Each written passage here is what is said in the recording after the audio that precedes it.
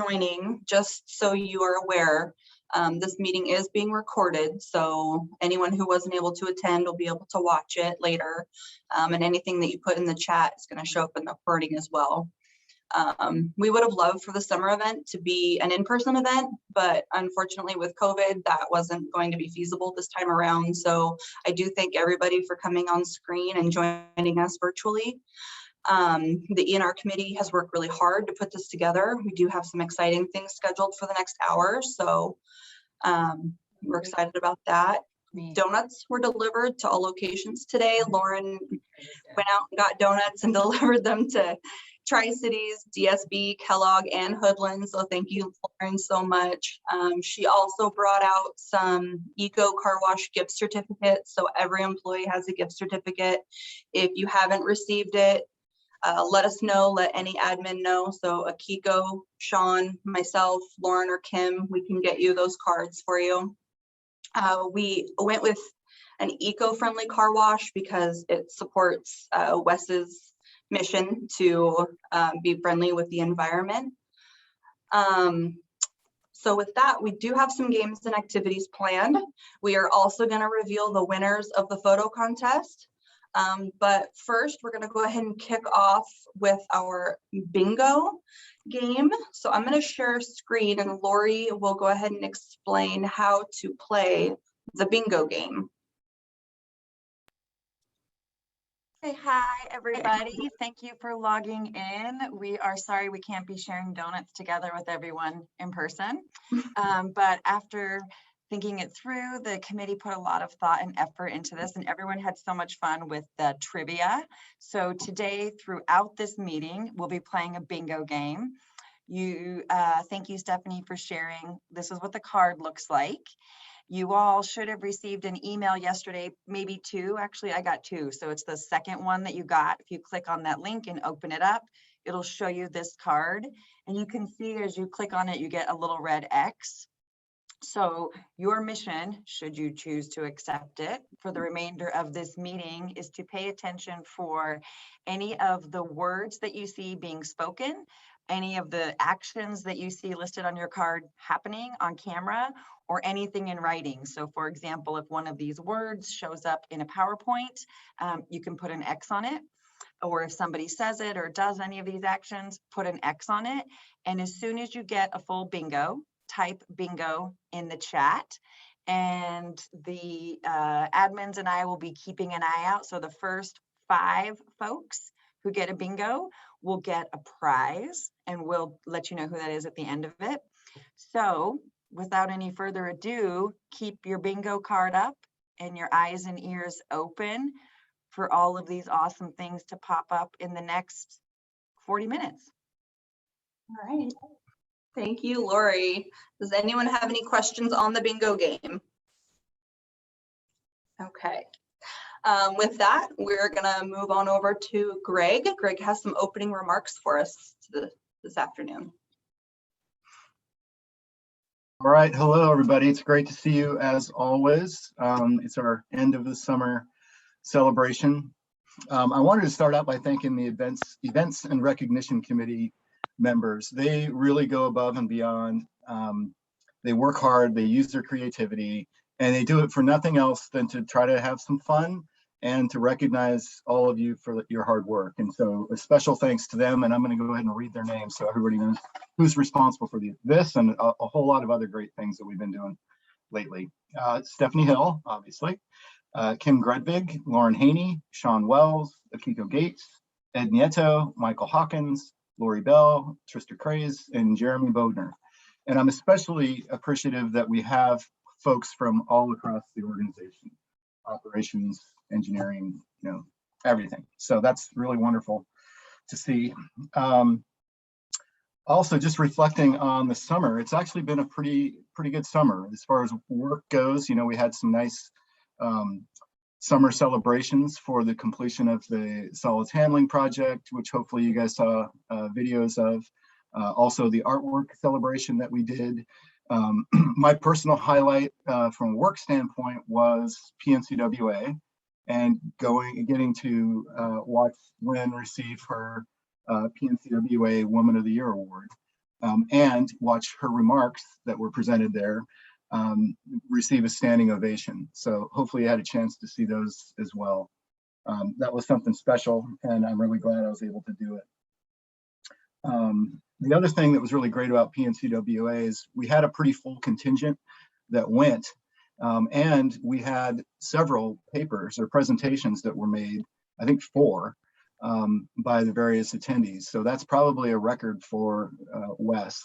So the fact that we're out there engaged with our peers and talking about our work and having other people interested in our work, that's all really good stuff. And so that was a great kind of end of summer experience for me. This Friday, I get to go out and sample benthic macroinvertebrates in a local stream, bugs, which is something I haven't done. I see Ron laughing. I haven't done since college. So I'm looking forward to doing that. And actually, Commissioner Martha Schrader, people may not know, she has a degree in entomology, although she's never used it professionally. She has an interest, and she went out with our contractor last Friday and had a great time. So should be fun. So I'm looking forward to that. And then finally, we've had that series of solve events over the course of the summer. We had the kickoff, I think, at 3 Creeks. And the final event is coming up. The summer waterways cleanup is September 30th, and that's going to be at Clackamas Park. So that's, from a work standpoint, that's kind of my end of summer event, at least being outside and enjoying hopefully good weather. Personally, I got to take a trip around the Olympic Peninsula this summer and spent quite a few weekends up with my family at my mom's house, who happens to live on a lake. So we spent a ton of time having fun on the lake. So, I mean, all in all, it was a pretty darn good summer for me, and I hope it was for you too. Let me see. Oh, just wanted to remind folks, we did add 4 positions to this year's budget, 4 represented positions, and we are actively hiring positions now. We're experiencing the same job market that you're probably seeing with help wanted signs and reading about and hearing about in the news, but we're trying hard to get fully staffed up, especially in operations. So Greg will probably talk more about that, but we have, I think, a dozen or so recruitments that we've been working on. So expect to see more people, and we do have a couple new people that are going to get introduced here later today. So we're still moving along. And then I guess I'll end with, when are we going to get to, we all wanted this to be in person. I would have loved to have a barbecue in the waterfront at Kellogg or something. But because of COVID, we weren't able to do that. And I'm personally looking forward to actually seeing your smiling faces in person and having a celebration that way. Obviously, we're going to do something for the winter holiday. We'll see how this COVID stuff goes, and hopefully it can be in person. So that's going to be our next opportunity to get together, and I'm looking forward to that. So that's about all I have to, that's about all I have for remarks. Thank you all for being here, and I hope you had a great summer. All right. Thank you, Greg. I know a few people have expressed disappointment that this is virtual, so I'm really glad that they were able to make it anyways. So thank you for that, and we are going to move to a quick managers roundtable. We've got a couple of division managers here who are going to give us some updates in their departments, as well as introduce a couple of new employees. So I'm going to move to Chris Story to go ahead and kick us off here. Good afternoon, everybody. I am here with the Ninja crowd. As you can see, the finance group really prefers to operate stealthily, so you may only see their faces bobbing and weaving. And I also want to take this opportunity to specifically welcome 2 new folks to WES since our last town hall. Stacey Tren right here, who has joined as a financial analyst in the finance group, and Nick Cobalt, who's in the box right below me on my camera. As the new procurement analyst, he sits right next to Greg Irely, or where Greg Irely normally sits when he's not sitting in a car, waving his camera about in a very fun way. So just a quick update on some of the items that we're working on here as a team. There's an overall larger project towards getting our records shipshape. That's going to be crossing a lot of people in the organization, not just in our line of business, but also in capital and operations and asset management. So you'll be seeing more about that as you come down the pike. And we wrapped up the chart of accounts conversion, and finance is working on an audit. The admin group has been creating some pretty nifty forms and smoothing some pretty rough processes that got dumped on us by the county. So there's just lots of stuff going on. But I also know that Greg Garley needs 25 minutes, so I think I'll leave it there. All right, perfect. Thank you. And with that, we can move on to Greg Irely. Greg Irely can give us an update as well. Sure. Thank you very much. I'll just start off with Rick Neese. I know he sent out an email and Greg mentioned it in his remarks, but Rick has been with us for 28 years. And if you've ever met Rick or spent time with him, he knows so much, and he has such a pleasant, calm demeanor about him. And I've had the opportunity to go out with him on pump station rounds and get a really good feel for how much he knows, as well as spend the middle of the night with him at the edge of a muddy hole digging. And he's always the same, and he'll be sorely missed, and we appreciate his service. So 28 years here at WES, which is he started when I was 5. So thank you very much, Rick, for that. We've had a busy summer, obviously, with a lot of these capital projects. And so staff not only supports the construction of those and coordinating the construction with the capital group, but we have to start up that equipment and learn how to run it.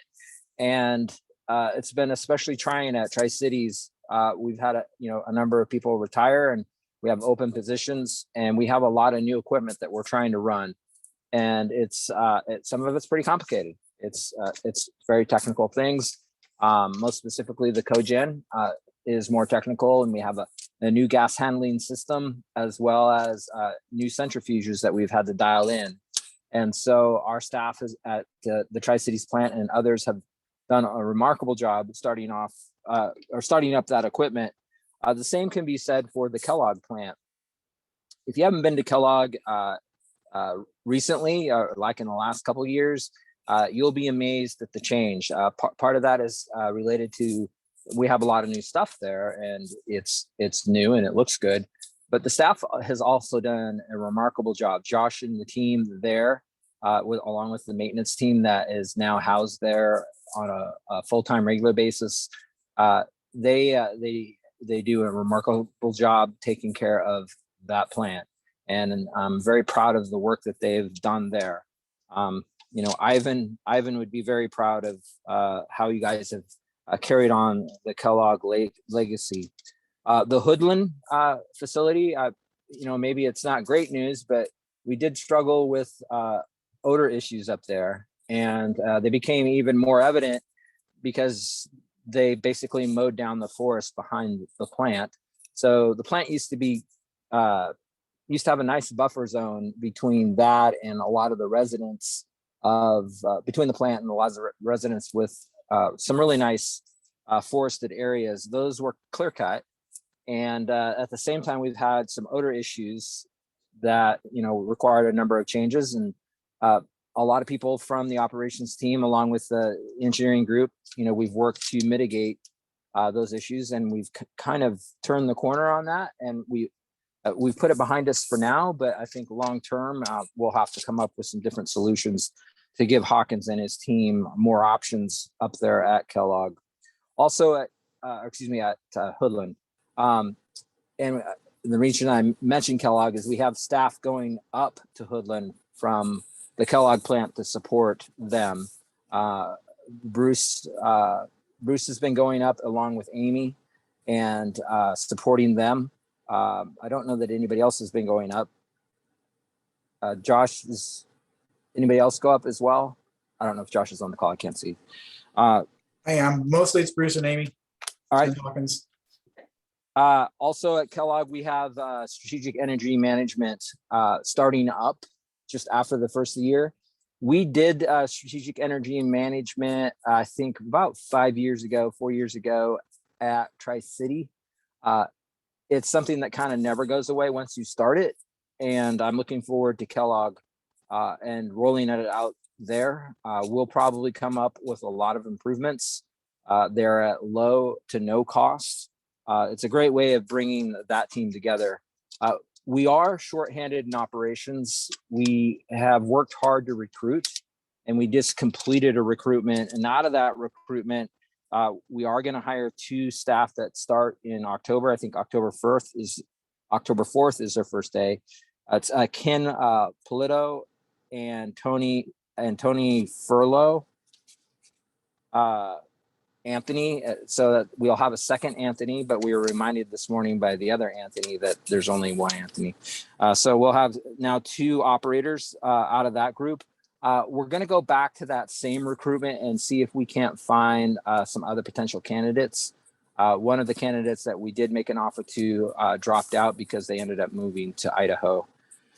So that recruitment has not stopped, and we'll continue to fill those positions. Also, we interviewed last week and this week applicants for the WES assistant position. We're going to hire 3 new people. We found 3 amazing candidates out of, we have some other candidates that are pretty good too that could probably go in other parts of our operations, but we found 3 amazing candidates that will be working towards that path of making offers. That'll probably take a couple weeks before we get those out there. Also, we just got the kind of notification from HR that we're getting ready to work on our posting for sanitary and surface water tech. So S&S techs, we have open positions there, and we're going to try to fill those positions. That's the next recruitment coming up. And so that will probably be posted in probably 2 to 3 weeks. It'll be out there to start that recruitment.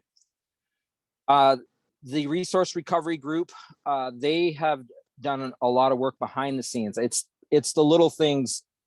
So our digester levels were pretty high, and we needed to get ahead on our digester levels to perform maintenance on our backup centrifuge at Tri-City. So we had to pull those levels down at Kellogg, and we've reduced our digester levels by about 12 to 13 feet over the last couple of weeks. And that takes a big effort from a lot of people. So there's a lot of people who drive just outside of resource recovery, people out of maintenance and field operations that have helped us catch up and then also pull those digesters down. That'll enable us to get into the backup centrifuge and do that work. Also, field operations, they've done a lot of work on our pump stations over the summer to get ready for this year. Also, a lot of catch basin cleaning, and have been identifying other surface water issues within our surface water structures that, typically when we go into the fall, sometimes we find out about those weak links when we get our first big rain. So the idea is to try to avoid some of that type of work. And so they've done a good job with the preventative maintenance over the summer. Other than that, I think that is just a quick update. At Kellogg also, we're getting ready to roll into secondary clarifier rehab, which the capital group may talk about some of that, but we're excited about that as well to get that work done at the Kellogg plant. That's all I have for now. All right, thank you, Greg. With that, we can move over to Ron. He can update us in environmental services. Are we out of time? I mean, for the meeting, not just the division manager updates. I'll keep it. We're good. So the roundtable goes until 2:25. So we've got about 3 minutes left. Yep. I don't know who's doing the capital stuff. They don't need any time. I'll be relatively brief.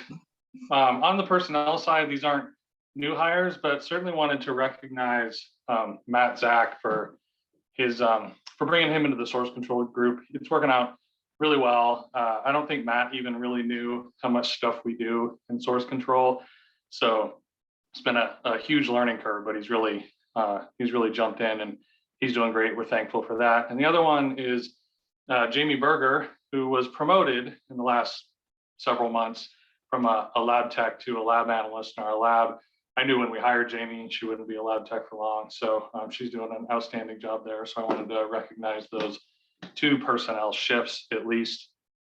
From the source control and lab front, one of the things we do is in source control, we operate outside the fence, our precipitation, wastewater flow and surface water flow monitoring networks. And we're expanding those networks right now. We're expanding for Jessica and the Capital Group, the wastewater flow network, to give them the information they need to do their jobs, which they do very well.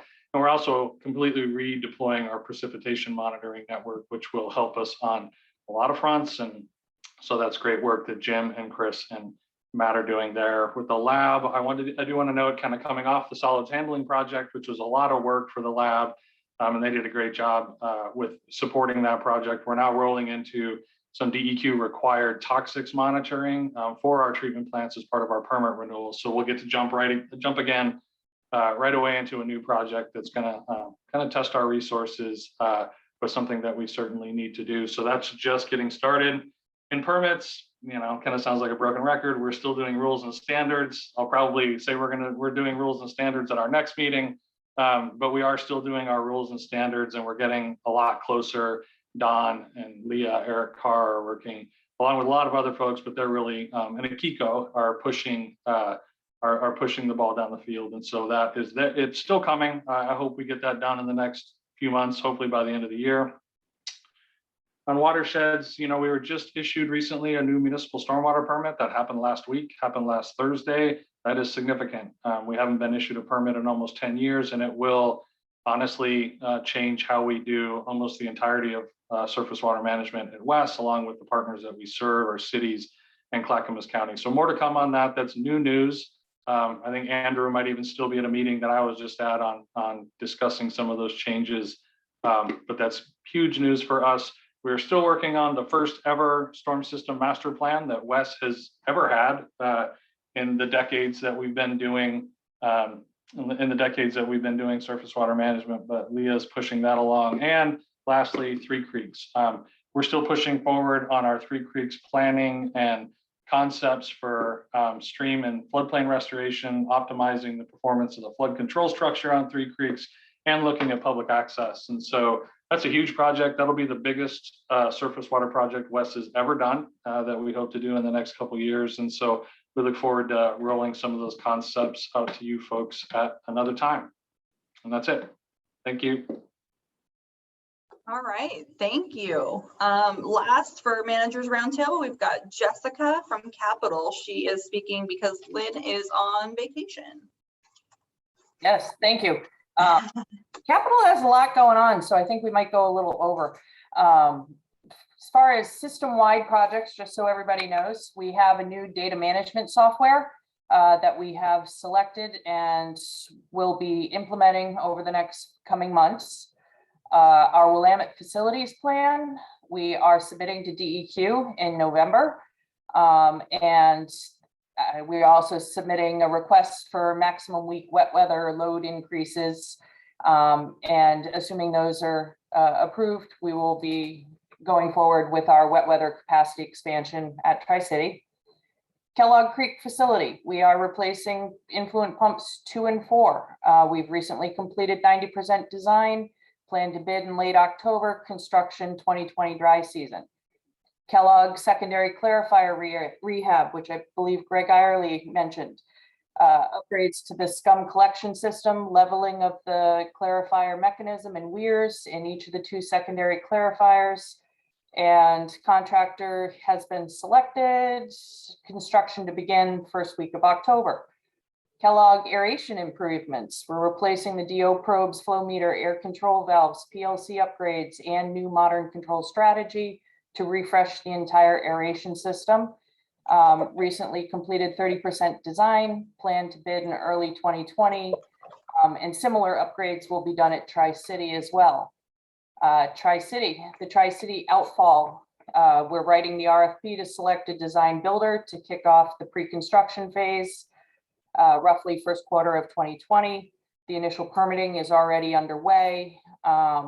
We are ongoing coordination with ODOT and Oregon City. Tri-City primary clarifier rehab, same as pretty much over at Kellogg. Bid late November, construction through 2024. Tri-City solids, that's the one that's been ongoing. JW Fowler is working on a final punch list items. They will be off-site in the next few weeks. We will be doing final repairs to digester 1, where the leaking construction joint is. Emission testings for the cogen engine will be performed in October. The ETO grant payment of $1 million is in process. Landscape mitigation at the adjacent park will be completed in the next few coming weeks. We also have a bunch of R&R projects going. Grit and septage pumps are being replaced, backup centrifuge being rebuilt, fine screens being rebuilt, influent control gate actuators in the screening building are being worked on, flow meter installation upstream of the RAS pumps. Centrate tank spray system is completed and will help move floating solids out of the tank and send it back to the plant. Other projects outside of the big 2 plants, our boring facility. We are getting rid of the boring facility and turning it into a pump station and pumping it back to ourselves. So we are starting design on that to turn that into a pump station and build a 6-mile force main pretty much down Highway 212 to pump the flow back into our system in Happy Valley. We are planning on design taking approximately 1 year and construction starting immediately after that. In the lab, we're working on the backup generator, looking at design of that and procurement and how to fix all that up. IT2, we are working on scoping the design to upgrade that station from a 10 MGD station to a 20 MGD station and complete that 30-inch force main. Collection system, our Mount Talbot and Gladstone joint project. We have completed the field work. We are compiling the TMs, or the consultant is creating the TMs. From this, we will have identified all the sources of I&I in those areas and go forward with design contracts and construction to remove those. Our Willamette area capacity improvements. This is out of our collection system master plan, came 2 areas where we need to increase capacity. The Willamette area involves the Willamette pump station and then how to get that flow over across to Oregon City. That is in conceptual design right now, but as part of that, we are joining forces with ODOT and hanging a 20-inch force main across the new Abernathy widened bridge project ODOT is doing. So that piece was fast tracked and we're actually in 100% design and review right now. Hopefully we'll be bid this fall. As Ron said, flow meters, we expanded our permit flow meter network. Great support from Jim and Chris and installing those and keeping them up and running. This gives us great information on our collection system, kind of the health of the system, where our flows are coming from. 82nd Drive pump station, we're working with Gladstone for an IG on that. We have our multi-pump station designs. We're rehabbing 9 pump stations. Bolton and River, we're doing some force main work. Fisher Forest Park is the other big one. We are rehabbing that system, collections and treatment all the way through. So a lot of things going on with the capital group, a lot of projects and designs in construction, every phase. If anybody has interest in any particular project, please email me and I can put you in touch with the PM and we'll get you specifics. Okay. All right. Thank you, Jessica. Yeah, no worries. All right. So we are running a little bit over. So with that, I am going to move us on over to Akiko with our green team, and the green team have something planned for you guys today. All right. Well, thank you, Stephanie. Well, okay. So, well, hello, everyone. It's great to see you all. It seems like July is a long time ago already, but in the month of July, the green team facilitated the Plastic Free July Challenge. And maybe you didn't do anything, or maybe for some of you it was a one-time thing, but hopefully maybe some people created a lifelong habit. So today we wanted to wrap up and celebrate our efforts by actually giving out gifts, basically. We have this Kahoot quiz. Sean will be helping us, but well, let's see, I'm trying to share my screen here. Sorry, 1 sec. Okay, so can you, oops, can you see this? Okay, yeah, so probably you remember that I had some product recommendations, plastic-free items. So today in the Kahoot quiz, the top 5 participants will get one of these. So the first place will get the beeswax wraps that's in place of plastic wraps. So actually for someone who will get this, maybe I will send you a video of how to use it. The second place will get the Bite toothpaste bits. And the third place will get the Stasher silicone sandwich bag. This is in place of the Ziploc bag. And fourth place is a cotton produce bag. This is also, well, obviously instead of plastic. Fifth place is a bamboo toothbrush. I actually use one of these and it works great. So, and actually one more thing. So just in case anyone is interested, we got the quizzes from these websites. So if you are curious, I can get you these later. So with that, Sean, are you ready? I am indeed. Okay, great. Thank you. All right, so we've got this Kahoots quiz. It's been a minute since we've done one of these, so I'll go over how to do that. If you guys just want to go to www.kahoots.it, you can do that on your computer in a separate browser window. You can do that on your phone in a browser window. You can use the Kahoots app if for some unfathomable reason you've downloaded that. And then just enter this PIN number. You don't need to worry about the space. That's just there to make it easier to read. Make sure to make yourself identifiable so that at the end of the day, we know who actually won. The quiz is 12 questions long. The question will show up on the screen for a few seconds, and then our associates in the green team will read them out to you. Once the answers appear, you'll have 20 seconds to pick the right answer. The quicker you pick the answer, the more points you get. So if you take 15 seconds, you're going to get less points than someone who took 5 seconds. That said, if you get it wrong, obviously you get no points. So don't rush in unless you feel confident. It's probably better to use a name recognizable, but I guess maybe it's too late now.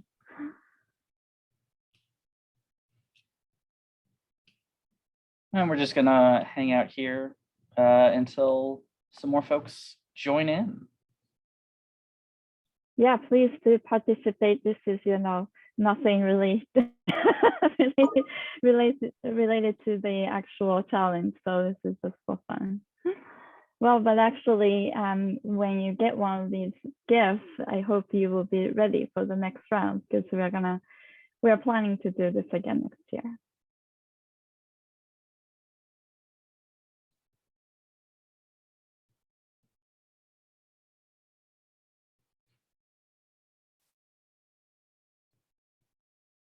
I don't know if you guys can hear the music from the lobby, but I've been listening to it for the entire meeting so far.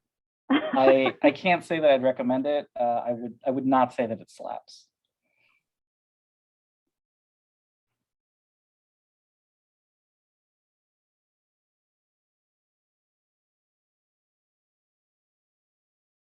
And you guys can use your county phone to play this quiz. I've used my county phone to play this quiz and no one's come and yelled at me too loudly.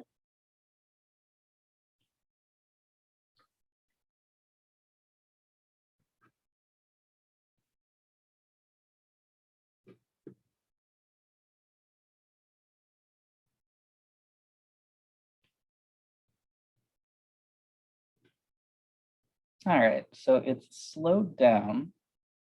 So, oh, got to a nice round 30. Well, now we're past a nice round 30. I got to enjoy it for a little bit. I didn't mean to chase anyone away.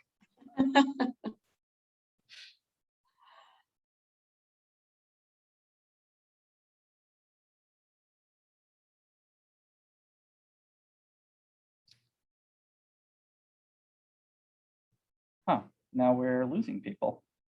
How odd. We'll give it a little bit longer for folks to join back in if they'd like, or to join in for the first time if they'd like, and then we can get started.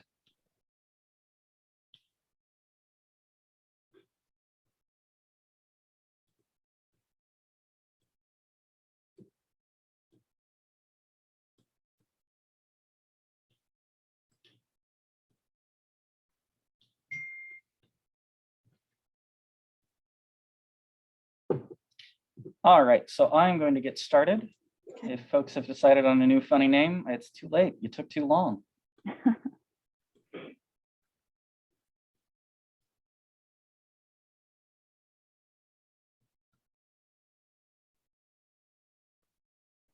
Okay, so Plastic Free July was started in what year? 2006, 2011, 2016, or 2021?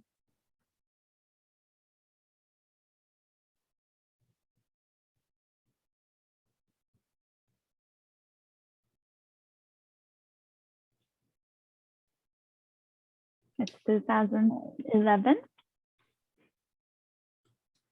Now we get to see the standings. All right, and the next one. How many pounds of packaging would be saved if all Americans bought almonds in bulk? 52 million pounds, 62 million, 72 million, or 82 million pounds?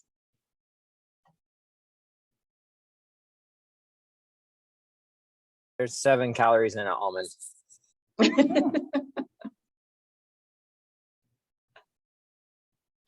It's 72 million pounds.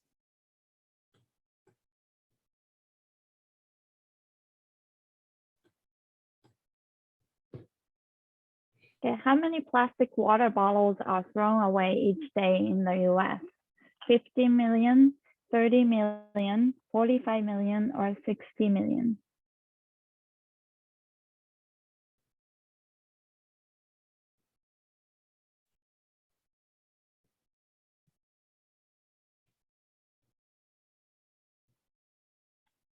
$60 million.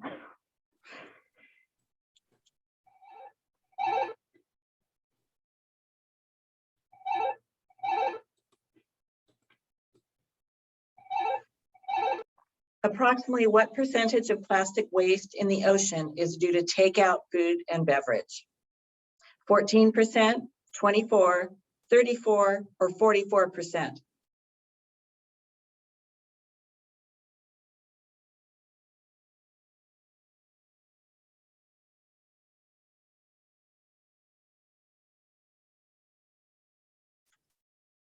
And the answer is 44% of the waste.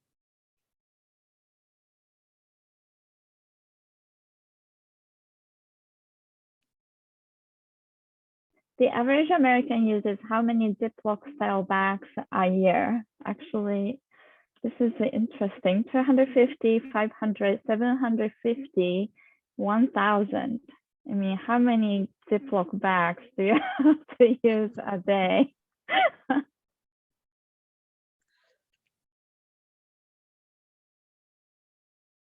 500. I'm certainly not one of these. No.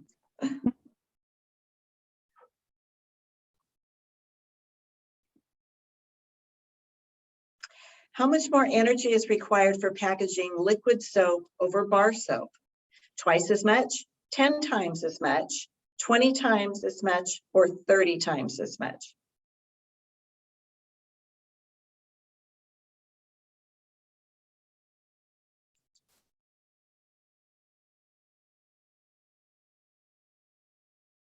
And the answer is 20 times as much.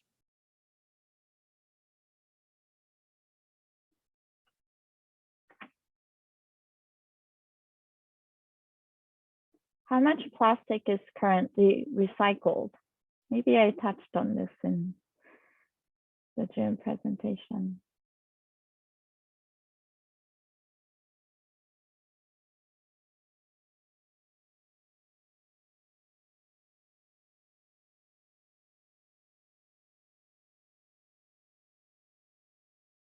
Two percent.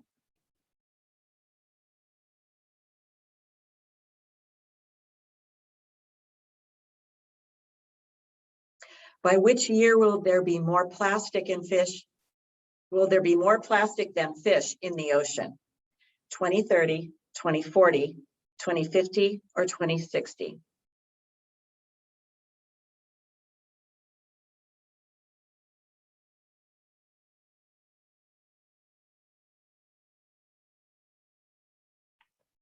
By the year 2050, there'll be more plastic than fish in our oceans.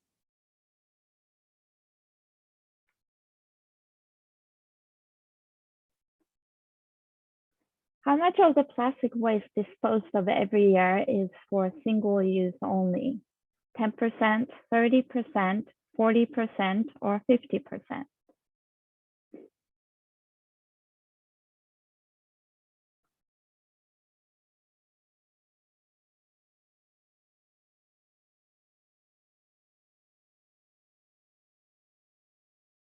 %. Well, 3 more to go.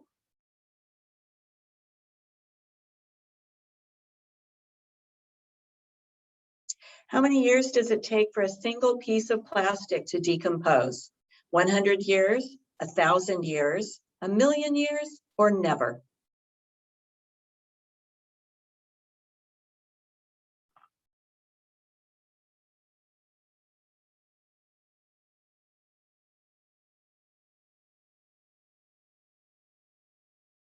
Never.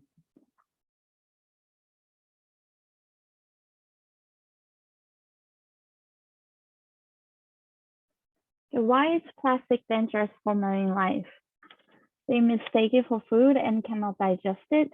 They can get tangled in it, which hinders their ability to swim. I can't see this because of this. The bacteria, Okay, yeah.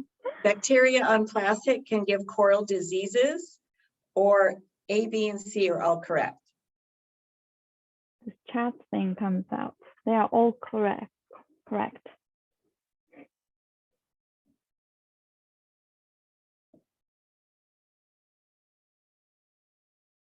How many million tons of plastic are dumped into our oceans every year? 1 million tons, 8 million, 20 million, or I can't read the green one. Yeah, 50 million. I Thank you. know these chat boxes. I don't know how to get rid of them.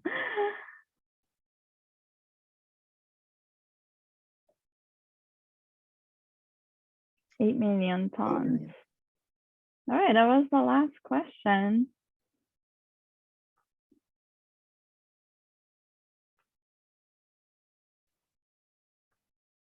Joshua, Greg Bell. I guess this is maybe Michael Hawkins. Yeah. Well, congratulations. I cannot see the fourth and oh, there you go. Todd and Stephen Rice. We will contact you to figure out how to get the gifts to you. But thank you for participating. All right. So next, actually, let me share the screen again. So there's one more actually gift giving thing. I have a gift bag But well, let's look at this over real quick. I'm not going to read this, but basically the people who reached out to us and emailed us and let us know, they let us know how they are doing and what they did during the challenge. So these are the examples of what they did. And let's go on. Okay, so among the names who reached out to us, I'm gonna draw a name, and then the person will get these items in the WES shopping bag. So I'm going to draw that.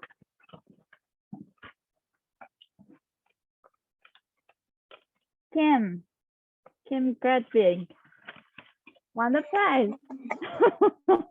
Congratulations. Okay, well, thank you all for participating, and we hope we will do this again next year, and please keep this in mind, and you can bring some ideas. So now actually I'm gonna turn this over to Jeannie. She has some announcements for our next event. Okay. Thank you, Akiko, and thanks for spearheading that campaign. That was kind of fun this summer. So thank you so much. The next thing we're going to do, the Green Team is going to sponsor, is a battery roundup. And this will be to collect batteries from our homes.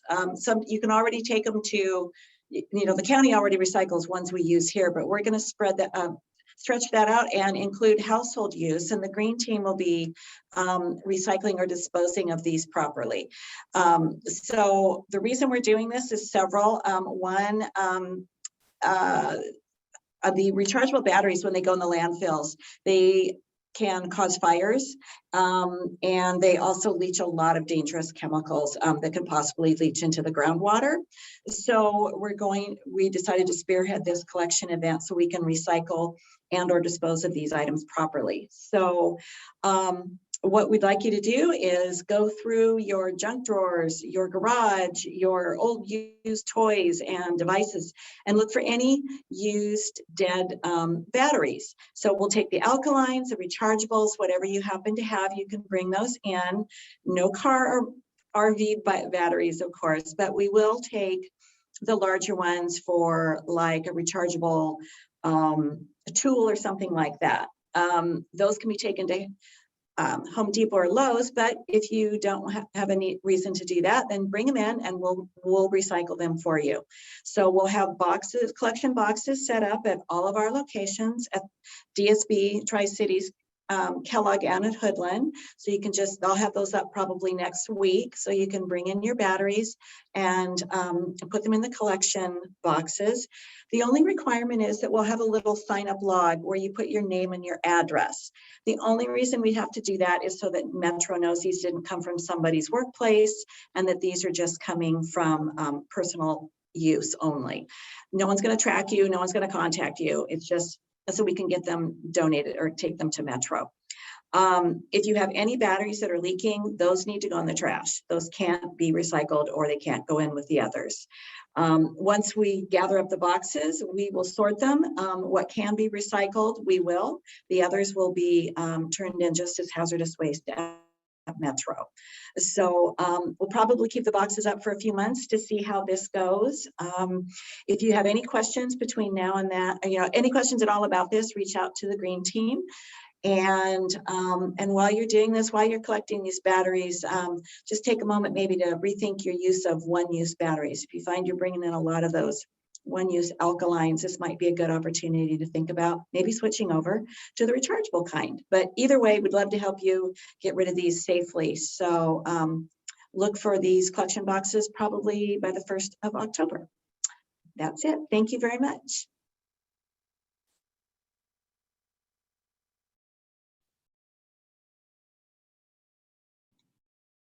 You're on mute. Sorry about that.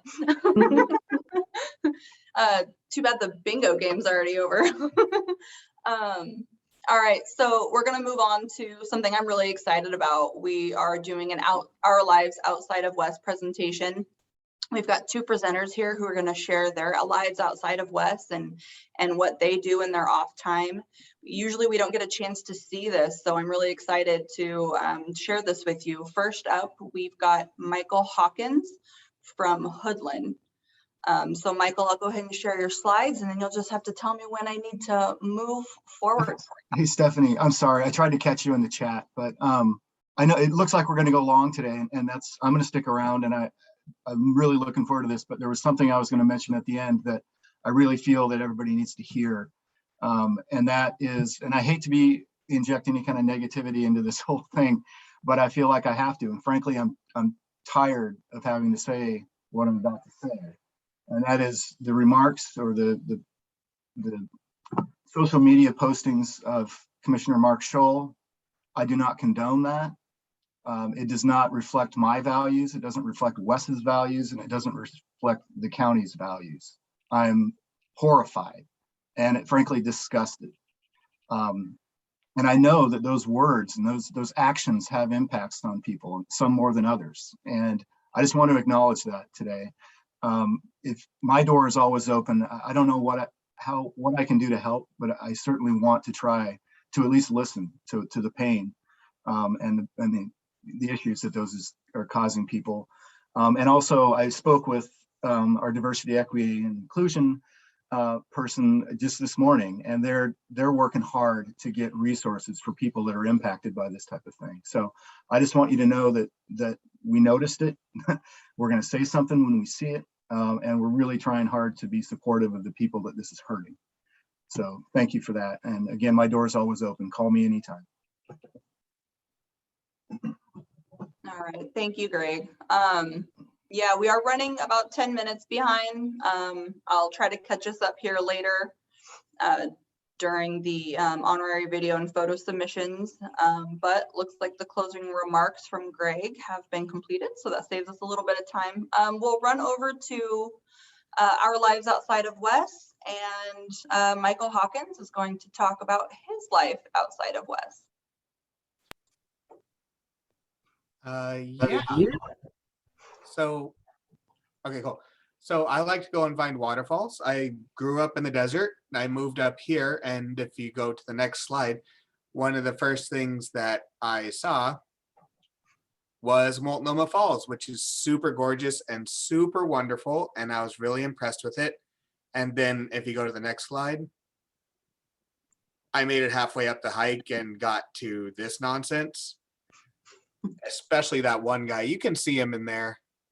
Yeah. No, it was very crowded. And I just arbitrarily decided that I would go and start trying to find all of the waterfalls in the state so that I could find the really nice ones and hopefully the ones that were less crowded. Go to the next slide. So I looked into it, and there's 238 waterfalls in Oregon that have names. There's more places where like water just happens to be falling and nobody decided to give it a name. 90 of those are in the gorge, and then it's hard to figure out how many are in Washington. There's more than 100 in southern Washington. So yeah, I had a pretty big task ahead of me. I clearly still haven't finished it.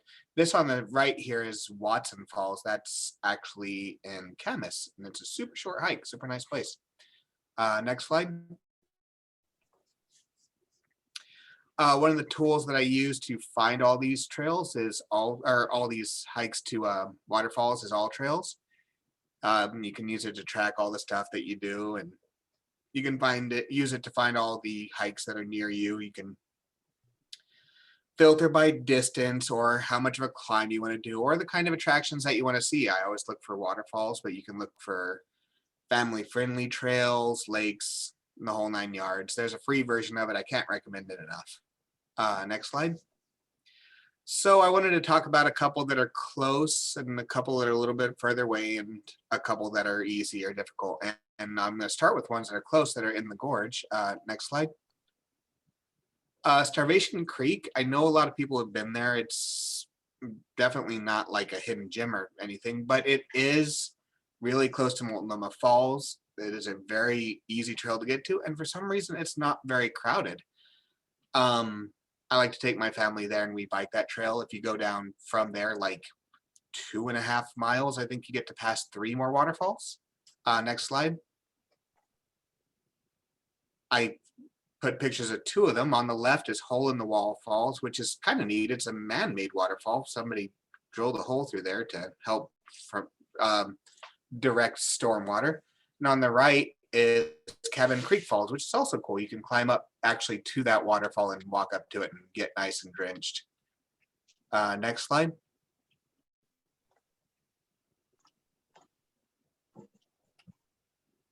Or you can come up to my neck of the woods.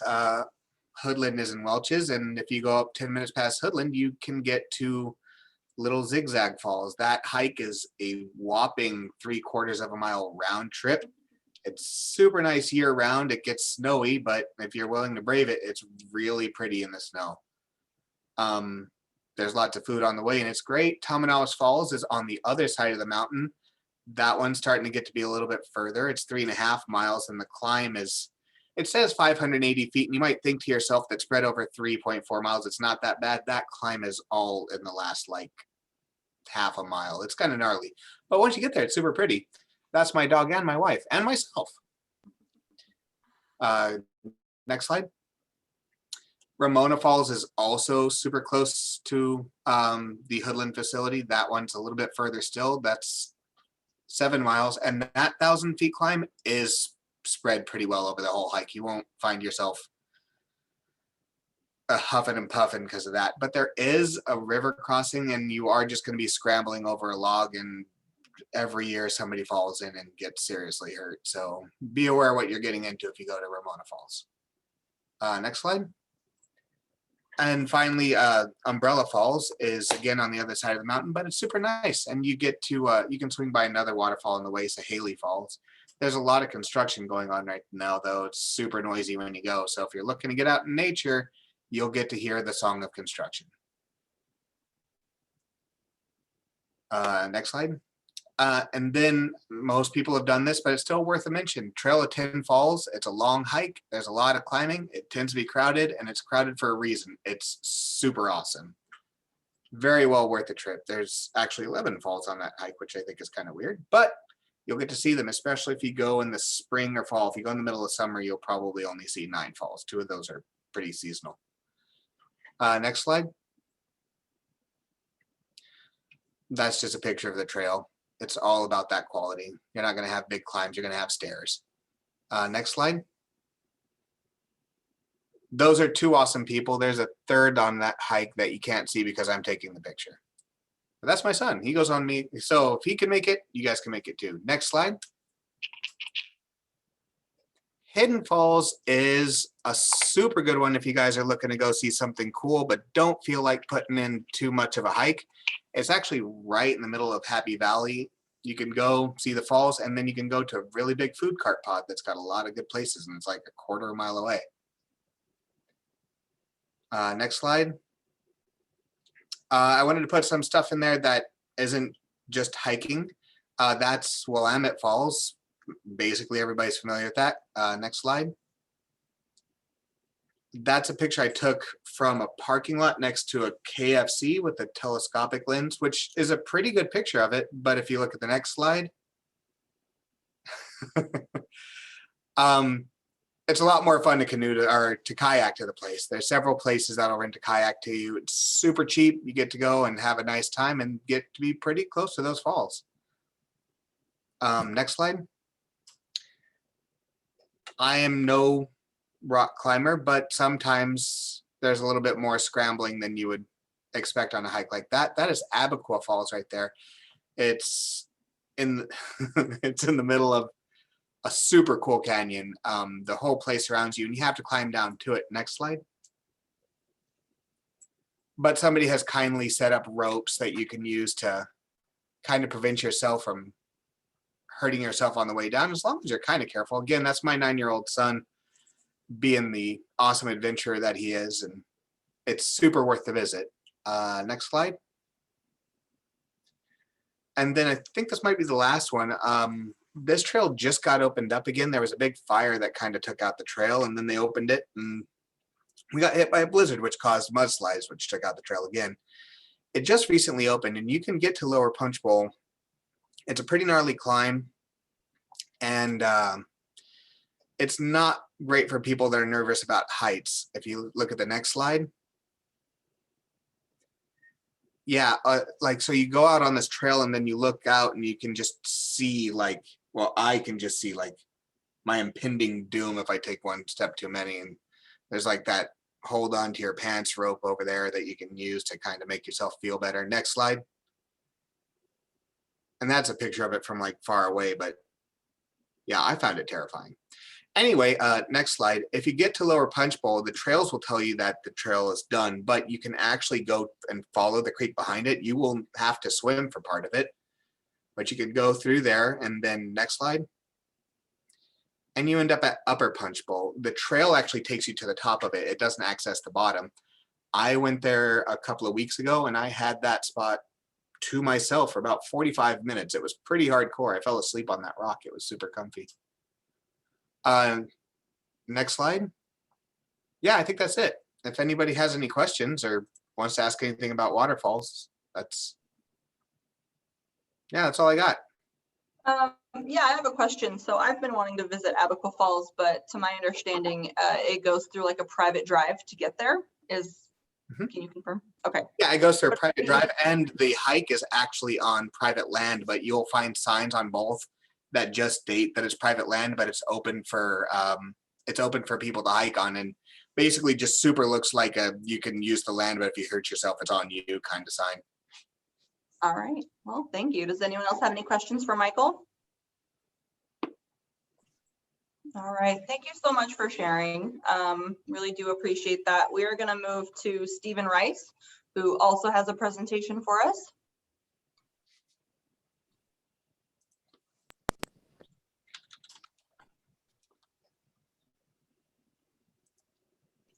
All right. And Stephanie asked me to do this. I figured I'd start things off with Ultimate Frisbee, which is a game I've played a ton of. This is the one that's a team sport that you pass the Frisbee back and forth, 7-on-7. And once you complete a pass to one of your teammates in end zone, then you're awarded a point, and the team with the most points wins. I played in college, and that's where I met Jessica, who's in this picture. She played for the women's team.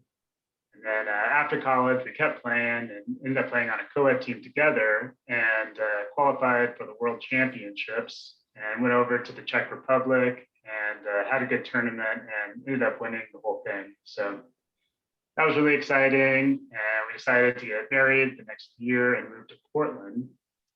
And if we go to the next slide, I kept playing Ultimate and kind of used the Worlds thing as a springboard to get a spot on the Portland franchise and Major League Ultimate, which was a somewhat short-lived professional Ultimate Frisbee league. So I was paid a tiny amount of money to travel around the country in mostly empty stadiums, throwing a Frisbee around. But it was a good time and a great way to get exercise. And the league did end up folding, you'll be surprised to hear, due to financial reasons, but I still do play the game occasionally on a much more casual level. But if we go to the next slide, after the league folded, I had a lot more time on my hands, so I was doing a lot more fishing and decided to build a drift boat in our tiny garage. Those maybe not familiar, a drift boat is kind of an oar-powered boat that you shift in the currents of a moving river to guide your way downstream. Kind of like a whitewater raft. The style of construction here is what they call stitch and glue. So these plywood panels are basically tacked together with epoxy, and then the entire inside and outside is encapsulated in fiberglass cloth to give it strength and make it waterproof. The boat's a little over 17 feet long.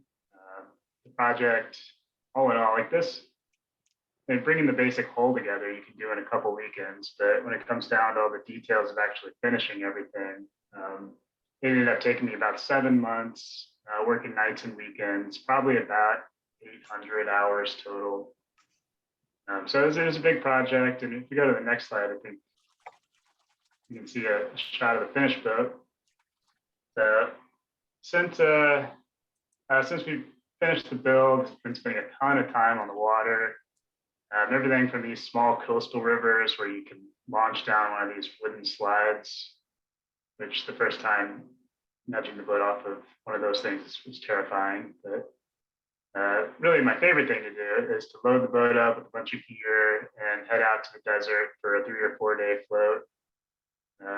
Camping along the remote areas along the river and floating 10 miles each day or so. It's hard to beat. Next slide. Also got a little outboard that I throw on the back sometimes. It doesn't perform great with an outboard, but you can use it to, put up to the falls and do a little fishing or take it out in the bay for some crabbing. Where it really thrives though is in whitewater on the oars, which I think the next slide has some shots of that. Yeah, so this was kind of some frames from a video of running White Horse Rapid onto the chutes for the first time this last year. So there's a lot of work to get up to this point to run this kind of water. I think they say this is class 3+. It's a pretty consequential stretch of water. It sinks a couple boats every year. So that was quite exciting and fun to open up that stretch of river. It's a great part of the Deschutes.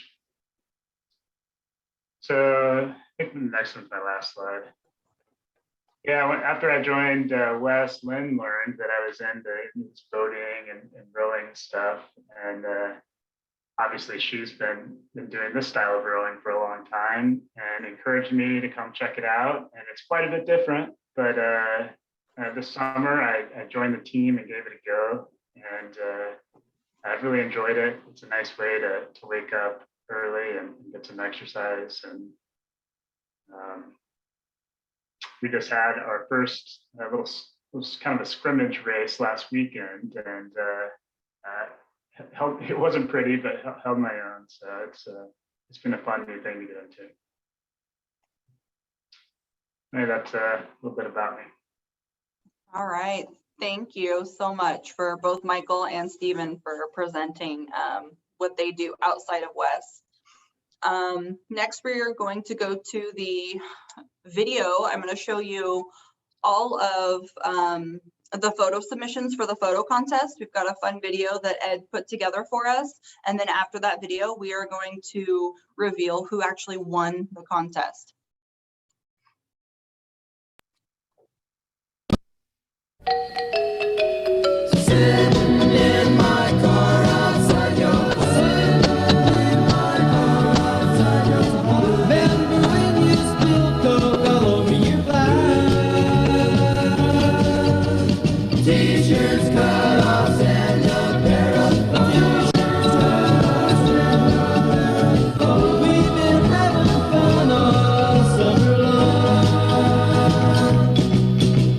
Summer line.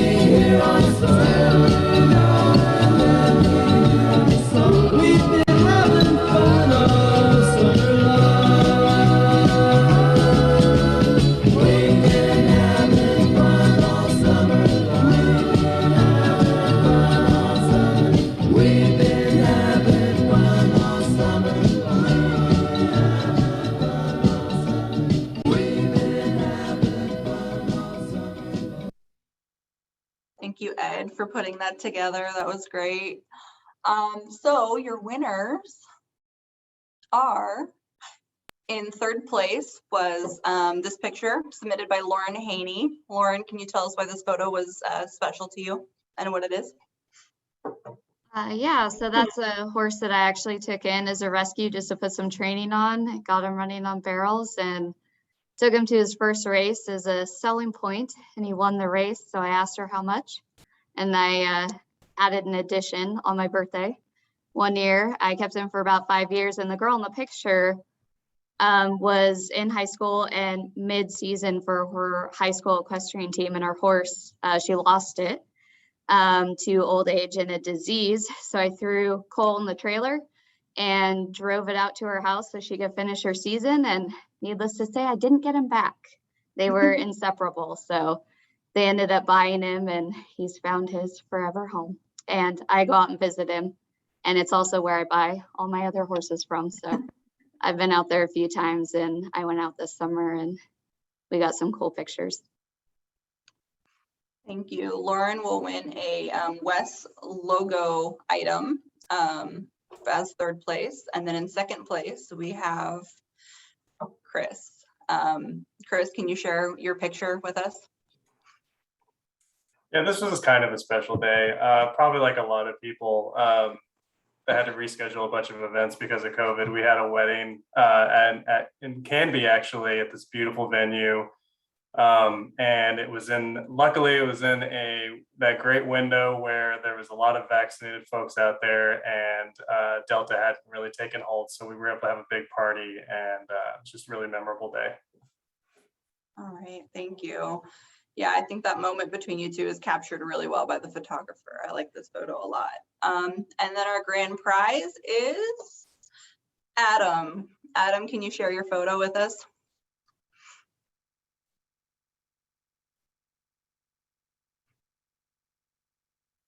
Is Adam still here?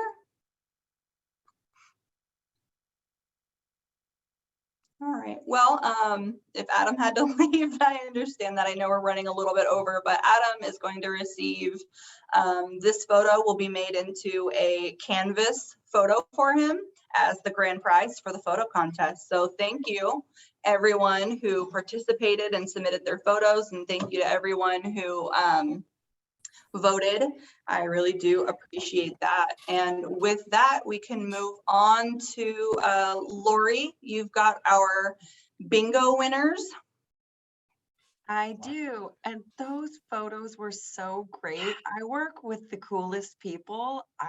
Wow, that was awesome. I feel obviously, yeah, that was wonderful. Thank you. Okay, so bingo, first five people. Number 1 was Michelle.